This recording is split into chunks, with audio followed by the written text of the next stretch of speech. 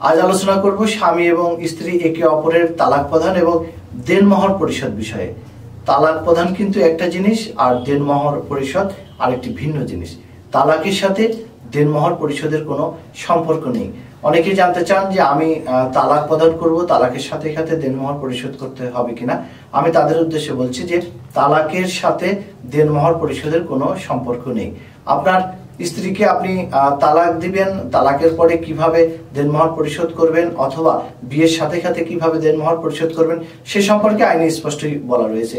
আর এই বিষয়ে আইনে যা কিছু বলা আছে সে সম্পর্কিত বিষয়ে আইনগত কথা বলার জন্য আমি PM সিরাজুল ইসলাম সিরাজ প্রামাণিক আইনজীবী, বাংলাদেশ সুপ্রিম কোর্ট আজ আপনাদের মাঝে হাজির হয়েছি। তবে মূল আলোচনা শোনার আগে আমাদের ল টিপস বিডি চ্যানেলটি সাবস্ক্রাইব করুন, বেল বাটনে ক্লিক করুন। আপনার স্ত্রীকে তালাকের পর কিংবা তালাকের আগে আপনি দেনমোহর পরিশোধ করতে পারবেন। স্বামী যদি দেনমোহর হিসেবে স্ত্রীকে কিছু দেয় তবেই তা দেনমোহর বলে বিবেচিত হবে। এক্ষেত্রে দেনমোহর বাবদ কথাটি অবশ্যই লেখা থাকতে হবে। যেমন দেনমোহর বাবদ যদি আপনি আপনার স্ত্রীকে জমি দিয়ে থাকেন তাহলে অবশ্যই সেই দলিলে দেনমোহর বাবদ কথাটি লেখা থাকতে হবে, নতুবা সেই জমি প্রদানকে আর সেই দলিলটাকে অবশ্যই দেনমোহর হিসেবে ধরা হবে না। এই বিষয়ে আমাদের রওশনারা বেগম বনাম মাসক মামলা, যা 23 BLD পৃষ্ঠা 302 উচ্চ আদালতের একটি স্পষ্ট সিদ্ধান্ত রয়েছে। তবে মোহরনার পরিবর্তে হেবাবিল এওয়াজ রীতিও কিন্তু আমাদের দেশে রয়েছে। 1955 সালে ঢাকা হাইকোর্ট একটি সিদ্ধান্ত দিয়েছে যে মোহরনার পরিবর্তে হেবাবিল এওয়াজ তখনই বৈধ হবে যখন স্ত্রী কোনো প্রতিদান ছাড়াই স্বামীকে মোহরনা দান করে দেয় এবং পরে স্বামী স্ত্রীর দানের এওয়াজ স্বরূপ কোনো সম্পত্তি আলাদাভাবে দান করে থাকেন, কারণ এটা মুসলিম আইনে একটি বিশুদ্ধ হেবাবিল এওয়াজ। এমনকি স্বামী যদি স্ত্রীকে কোনো কিছু দান করেন এবং স্ত্রী স্বামীর বরাবরই প্রতিদান স্বরূপ অন্য কোনো দলিল মূল্যে মোহরার অধিকার ছেড়ে দেয় তবে সেটা হবে আধুনিক প্রকৃতির একটি হেবাবিল এওয়াজ। কারণ আমাদের উচ্চ আদালত এই বিষয়ে একাধিক সিদ্ধান্ত দিয়েছে। আর দেনমোহরের পরিবর্তে স্ত্রীর বরাবর জমি সম্পত্তি হস্তান্তরের 100 টাকা মূল্যের যদি অধিক হয়ে থাকে তাহলে অবশ্যই সেটি রেজিস্ট্রির দলিলের মাধ্যমে করতে হবে। আর আপনাদেরকে জানিয়ে রাখি যে বিয়ের সময় দেওয়া শাড়ি, গয়না বা কোনো উপহার এগুলো কিন্তু কখনো দেনমোহরের অংশ হিসেবে বিবেচিত হবে না। এখন প্রশ্ন হচ্ছে যে স্ত্রী আগে তালাক দিলে কি দেনমোহর দিতে হবে কিনা। স্ত্রী যেহেতু নিজ ইচ্ছা থেকে এবং নিজ উদ্যোগী হয়ে তালাক দিচ্ছেন অনেকে বলে থাকে, তাই তাকে দেনমোহরের টাকা না দিলেও চলবে। এটি আসলে একটা ভুল ধারণা।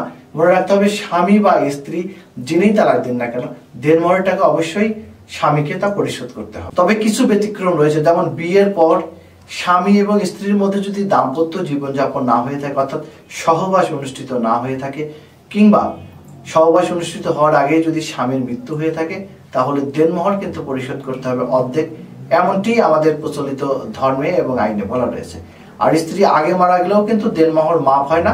স্ত্রীর উত্তরাধিকারীরা এই দেনমোহর পেতে হকদার, তারাও মামলা করার অধিকার রাখে। এখন প্রশ্ন হচ্ছে যে তালাকের পর কিভাবে দেনমোহরের টাকা পরিশোধ করবেন। সহজ উত্তর, আপনি সরাসরি তাকে দেনমোহরের টাকা দিয়ে পরিশোধ লিখিয়ে নিতে পারবেন অথবা পোস্ট অফিসের মাধ্যমে মানি অর্ডার যোগে আপনার স্ত্রীর বসবাসরত ঠিকানায় টাকা পাঠিয়ে দিতে পারবেন। আরেকটি পথ হচ্ছে যে তালাকের পরে যখন চেয়ারম্যান সালিসি পরিশোধের জন্য বৈঠক ডাকবে তখন সমঝোতার ভিত্তিতেও আপনি কিন্তু সেই দেনমোহরের টাকাটা পরিশোধ করিয়ে দিতে পারবেন।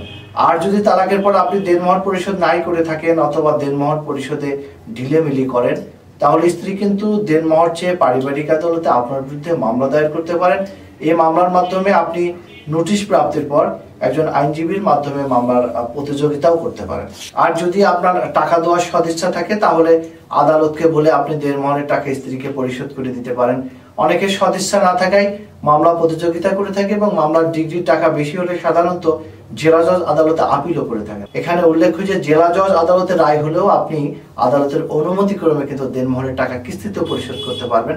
তবে এতে তালাকপ্রাপ্ত স্ত্রীর দেনমোহরের টাকা তুলতে সময় এবং কষ্ট দুটোই হয়ে থাকে। আর যদি আপনার সামর্থ্য না থাকে তাহলে কিন্তু মাননীয় আদালত আপনাকে সিভিল কারাদণ্ড দিতে পারে, যেটা প্রথমে 3 মাস পর্যন্ত কারাদণ্ডের কথা আইনে বলা রয়েছে। আর এই বিষয়ে যে কোনো পক্ষ স্ত্রী অথবা স্বামীর যদি কোনো আইনি পরামর্শের দরকার হয় তাহলে আমাদের সাথে যোগাযোগ করতে পারেন। আমাদের ভিডিও স্ক্রিনে মোবাইল নম্বর, হোয়াটসঅ্যাপ, ইমেল নম্বর দেওয়া আছে। এই বিষয়ে যদি আপনাদের আরো কিছু জানা থাকে তাহলে আমাদের কমেন্ট বক্সে উল্লেখ করুন, আমরা সেই সকল বিষয়ে ভিডিও নিয়ে আপনাদের মাঝে ফিরবো। আজ এ পর্যন্ত, সবাই ভালো থাকবেন, সুস্থ থাকবেন, আমাদের চ্যানেলটিতে সাবস্ক্রাইব করতে ভুলবেন না।